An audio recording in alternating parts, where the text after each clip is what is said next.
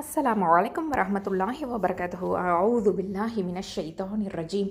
பிஸ்மில்லாஹிர் ரஹ்மானிர் ரஹீம். அல்ஹம்துலில்லாஹி ரப்பில் ஆலமீன். வஸ்ஸலாத்து வஸ்ஸலாமு அலா அஷ்ரஃபில் முர்சலீன் சய்யிதுனா முஹம்மத் வ அலா ஆலிஹி வ ஸஹ்பிஹி அஜ்மஈன். அம்மா பாத். அல்ஹம்துலில்லாஹ் சிஸ்டர்ஸ், இன்ஷாஅல்லாஹ் தஆலா நம்ம இன்றைக்கி அஹ்லாக் பாடத்தில் முக்கியமான ஒரு பண்பு பற்றி நம்ம தெரிஞ்சுக்க போகிறோம். என்ன பண்பு அப்படின்னு பார்த்தீங்கன்னா, இறந்தவருடைய நல்லடக்கத்தில் கலந்துக்கிறது. அல்லாஹ் சுப்ஹானஹு வ தஆலா சூரத்து ரஹ்மானில் 26வது ஆயத்தில் சொல்கிறான், பூமியில் உள்ள யாவரும் அழிந்து போகக்கூடியவரே அப்படின்னு சொல்கிறான். அதே மாதிரி சூரத்து நிசாவில் 78வது ஆயத்தில், நீங்கள் எங்கிருந்த போதிலும் உங்களை மரணம் அடைந்தே தீரும், நீங்கள் மிகவும் உறுதியாக கட்டப்பட்ட கோட்டைகளில் இருந்த போதிலும் சரியே அப்படின்னு அல்லாஹ் சுப்ஹானஹு வ தஆலா சொல்லியிருக்கிறான். அப்போது கன்ஃபார்மாக கண்டிப்பாக உறுதியாக மரணம் அப்படிங்கிறது நமக்கு நிகழ்ந்தே தீரும். அது அதில் மாற்று கருத்தே கிடையாது. உலகம் முழுக்க அதாவது மார்க்கத்தை சாராதவர்கள் கூட, இஸ்லாமிய மார்க்கத்தை ஏற்காதவர்கள் கூட இதை கண்டிப்பாக உறுதியாக நம்புவாங்க அப்படிங்கிறது நம்ம எல்லாருக்குமே தெரியும். ஸோ யார் ஜனாசா தொழுகையில் கலந்துக்கிறாங்களோ அவருக்கு ஒரு கீராத்து நன்மை உண்டு அப்படின்னு நபி ஸல்லல்லாஹு அலைஹி வஸல்லம் அவர்கள் சொல்லியிருக்காங்க. யார் ஜனாசாவை நல்லடக்கம் செய்கிற வரைக்கும் அதில் கலந்துக்கிறாங்களோ அவங்களுக்கு 2 கீராத்து நன்மைகள் உண்டு அப்படின்னு சொல்லியிருக்கிறாங்க.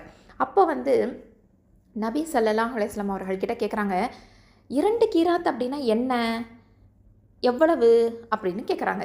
அதுக்கு நபி ஸல்லல்லாஹு அலைஹி வஸல்லம் என்ன தெரியுமா சொன்னாங்க, 2 கீராத்துகள் என்பது 2 மாபெரும் மலைகள் போன்றதாகும் அப்படின்னு சொல்லியிருக்காங்க. அப்போது நம்ம ஜனாசா தொழுகையை தொழுதோம் அப்படின்னு சொன்னால் அந்த மையத்துக்கு இதய தூய்மையோட அழகாக துவா செய்யுங்க அப்படின்னு நபி ஸல்லல்லாஹு அலைஹி வஸல்லம் சொல்லியிருக்காங்க.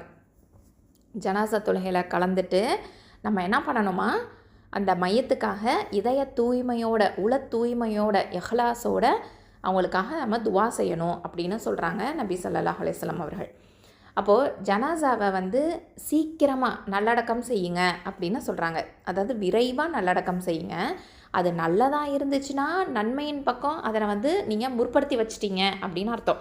அது நல்லதாக இல்லைன்னா உங்களுடைய பொறுப்பை விட்டு, அதாவது பிடரிகளை விட்டுன்னு வரும், பொறுப்பை விட்டு அந்த தீமையை இறக்கி வச்சிட்டீங்க அப்படின்னு அர்த்தம். சுப்ஹானல்லாஹ்.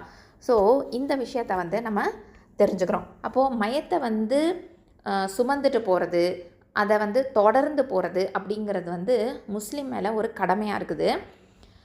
ஒரு முஸ்லீம் இன்னொரு முஸ்லீமுக்கு செய்யக்கூடிய கடமைகள் 5 அப்படிங்கிறது நமக்கு தெரியும் இல்லையா? என்னென்ன? சலாம் சொன்னால் பதில் சொல்லணும், நோயாளியை கண்டு நலம் விசாரிக்கணும், இறந்தா ஜனாசாவில் கலந்துக்கணும், விருந்துக்கு அழைச்சாங்க அப்படின்னு சொன்னால் அதை ஏற்றுக்கணும், தும்மி அவர் அல்ஹம்துலில்லா அப்படின்னு சொன்னால் அதுக்கு நம்ம பதில் சொல்லணும், யர்ஹமுக்கல்லாஹ் அப்படின்னு பதில் சொல்லணும். ஸோ இந்த மாதிரியான 5 விஷயங்கள் நமக்கு தெரியும். ஸோ இதில் பார்த்திங்கன்னா ஜனாசாவை தொடர்ந்து செல்லுங்கள் அப்படிங்கிறது முக்கியமான ஒரு விஷயம். இது உங்களுக்கு மறுமையை நினைவூட்டும் அப்படின்னு நபி ஸல்லல்லாஹு அலைஹி வஸல்லம் அவர்கள் நமக்கு சொல்லியிருக்காங்க. அப்போது ஜனாசாவை தொடர்ந்து போகிறது அப்படிங்கிறதுல 2 வகை இருக்குது.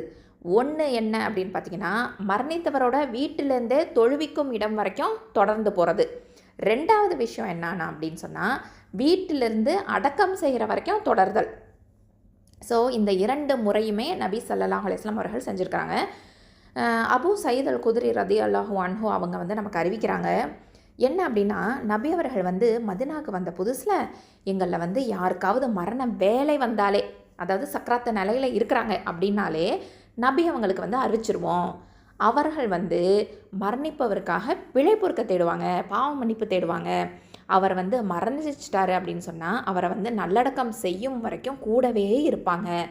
சில வேளை மரண போராட்டம் நீடிக்கும். இந்த சக்கராத்து நேரம் அப்படிங்கிறது ரொம்ப நேரமாக நீடிக்கும்.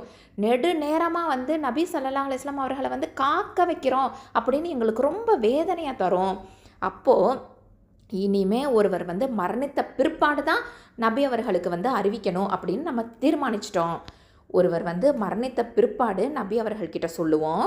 நபி அவர்கள் மரணித்தவருக்கு தொழுகை நடத்தி அவங்க வீட்டுக்கு போயிடுவாங்க. தொழுகை நடத்தி வச்சுட்டு அவங்க வீட்டுக்கு போயிடுவாங்க. சில வேளை அவரை அடக்கம் செய்கிற வரைக்கும் கூடவே இருப்பாங்க. இதுவும் நபி அவர்களுக்கு கஷ்டம் கொடுப்பதா நினச்சி நாங்கள் என்ன பண்ணுவோன்னா ஜனாசாவை தூக்கிக்கிட்டு போய் நபி அவர்களோட வீட்டு பக்கத்தில் வச்சுருவோம். அதுக்கப்புறமா நபி அவர்களுக்கு சொல்லுவோம். நபி அவர்கள் தொழுகை நடத்துவாங்க. இந்த முறை தான் கடைசி வரைக்கும் பின்பற்றப்பட்ட முறை அப்படின்னு யார் சொல்கிறா? அபு சயீத் அல் குத்ரி ரலியல்லாஹு அன்ஹு அவங்க நமக்கு அறிவிக்கிறாங்க. அப்போது இதில் பார்த்தீங்க அப்படின்னு சொன்னால், யார் ஒரு ஜனாசாவில் கலந்துக்கிட்டு நம்பிக்கையுடனும் நன்மை கிடைக்கணும் அப்படிங்கிற எண்ணத்துடனும் தொழுகையை நடத்துகிற வரைக்கும் கூடவே இருந்தாங்க அப்படின்னு சொன்னால், அவருக்கு உஹது மலையளவு நன்மை கிடைக்கும். அந்த ஜனாசாவை நல்லடக்கம் செய்கிற வரைக்கும் தொடர்ந்து இருந்தாங்க அப்படின்னு சொன்னால் 2 உஹது மலையளவுக்கு நன்மை கிடைக்கும் அப்படின்னு நபி ஸல்லல்லாஹு அலைஹி வஸல்லம் அவர்கள் சொல்லியிருக்காங்க. ஸோ இதை நம்ம கவனிக்கணும். இப்போது இன்னொரு முக்கியமான விஷயம் என்ன அப்படின்னு பார்த்திங்கன்னா, ஒரு முஸ்லீம் ஜனாசாவை பின்பற்றணும் அப்படின்னு சொன்னால் அதில் நன்மை இருக்குது, கூலி இருக்குது அப்படிங்கிறது நமக்கு தெரியுது இல்லையா? இது ஆண்களுக்கு மட்டும்தான், பெண்களுக்கு கிடையாது. ஏன்னா ஜனாசாவை தொடர வேண்டாம் அப்படின்னு நபி அவர்கள் பெண்களுக்கு கட்டளையிட்டுட்டாங்க. உம்மு அத்தியா ரலியல்லாஹு அன்ஹா அவங்க நமக்கு சொல்கிறாங்க, நாங்கள் ஜனாசாவை தொடர்ந்து செல்லக்கூடாது அப்படின்னு நபி அவர்களால் தடுக்கப்பட்டுட்டோம். எங்களை போகவே கூடாது அப்படின்னு நபி அவர்கள் வலியுறுத்தியிருக்கிறாங்க அப்படின்னு அறிவிக்கிறாங்க.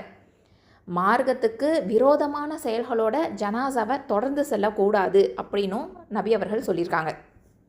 என்ன அப்படின்னு பார்த்தீங்கன்னா, ஒப்பாரி வைக்கக்கூடாது, அதாவது ஒப்பாரி வச்சு அழுதுகிட்டு இருக்கக்கூடாது. அதே மாதிரி நெருப்பு சட்டின்னு சொல்கிறது இந்த சாம்பிராணி சட்டி, இதை எடுத்துகிட்டு போகக்கூடாது.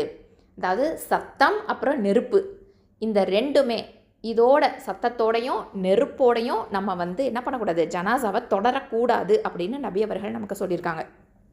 ஜனாசாவோட இப்போ ஊதுபத்தி கொண்டு போகிறது, அப்புறம் நல்லடக்கம் செஞ்சதுக்கு பிற்பாடு கபரு மேலே ஊதுபத்தியை வைக்கிறது, இந்த மாதிரிலாம் செய்யவே கூடாது அப்படிங்கிறதும் நம்ம தெரிஞ்சுக்கணும்.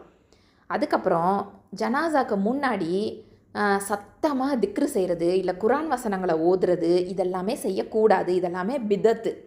ஜனாசாவோட அதாவது சப்தமிட்டு திக்ருகள் செய்யக்கூடாது. இதை நபி தோழர்களும் வெறுத்திருக்கிறாங்க. ஏன்னா இது கிறிஸ்தவர்களுக்கு ஒப்பான செயல் அப்படின்னு சொல்லப்படுது. அவர்கள் என்ன பண்ணுவாங்கன்னா, மரண ஊர்வலத்தில் இஞ்சில் வேதத்துலேருந்து பைபிள்லேருந்து சப்தமாக சோகமாக கீதமாக பாட்டு பாடிட்டே போவாங்க.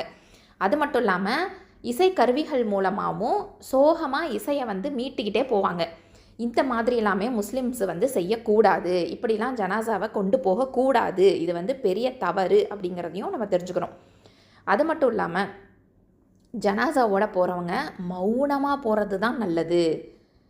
இதுதான் முன்னோர்கள் செஞ்சுருக்கிறாங்க அப்படிங்கிறதும் நம்ம தெரிஞ்சுக்கணும்.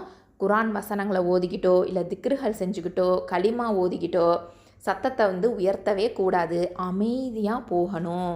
ஜனாசா பற்றிய அந்த சிந்தனையும் மரணத்தை பற்றிய அந்த சிந்தனையும் நமக்கு உண்டாகணும் அப்படிங்கிறது இதில் தேவையாக இருக்குது. சுப்ஹானல்லாஹ்.